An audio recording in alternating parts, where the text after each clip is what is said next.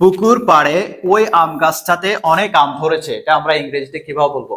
ওকে, এটা বলার আগে আমরা এই সেন্টেন্স রিলেটেড কিছু বেসিক ভোকাবুলারি এটা একটু জেনে নিই। অনেকে জানেন, তবু আমরা প্র্যাকটিসের উদ্দেশ্যে বলছি। সো পুকুর that means pond, pond that means পুকুর। এরপর হচ্ছে পুকুর পাড়ে, that means by the pond, by the pond that means পুকুর পাড়ে। ওকে, অনেক দ্যাট মিনস মেনি, মেনি মানে অনেক। অর্থাৎ যেগুলো আমরা গণনা করতে পারি সেই ক্ষেত্রে মেনি ইউজ করি, আর যেগুলো আমরা গণনা করতে পারি না সেখানে মাছ ইউজ করি। যেমন অনেক পানি, এখানে কি বলবো? মাছ ওয়াটার, মাছ ওয়াটার। ওকে, গাছ, অনেক গাছ, গাছ কিন্তু গণনা করা যায়, এই জন্য আমরা ইউজ করি মেনি ট্রিজ। ওকে, অনেক মানে কি? মেনি। তারপর ধরেছে মানে গাছে ধরেছে, দ্যাট মিনস হ্যাভ গ্রোন। যেহেতু এটা হয়ে গেছে, পারফেক্ট ইউজ করেছি হ্যাভ গ্রোন।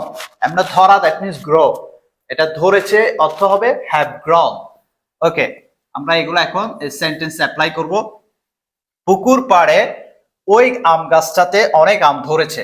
তাহলে কি ধরেছে? এখানে কাজটা হচ্ছে ধরেছে। ওকে, কি ধরেছে? অনেক আম। এটা সাবজেক্ট, আগে সাবজেক্ট লিখে ফেলতে হবে। অনেক আম দ্যাট মিনস মেনি, আম তো গণনা করা যায় তাই মেনি ইউজ করছি। Many mangoes,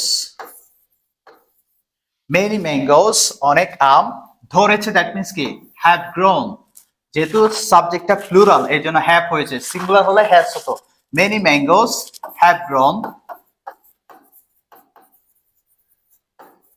many mangoes have grown, অনেক আম ধরেছে। কোথায় আম ধরেছে?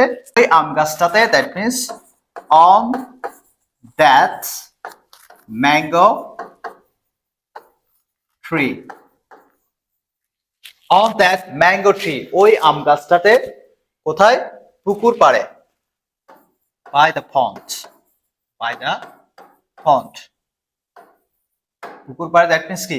By the pond. তাহলে কি লিখলাম? Many mangoes have grown on that tree by the pond.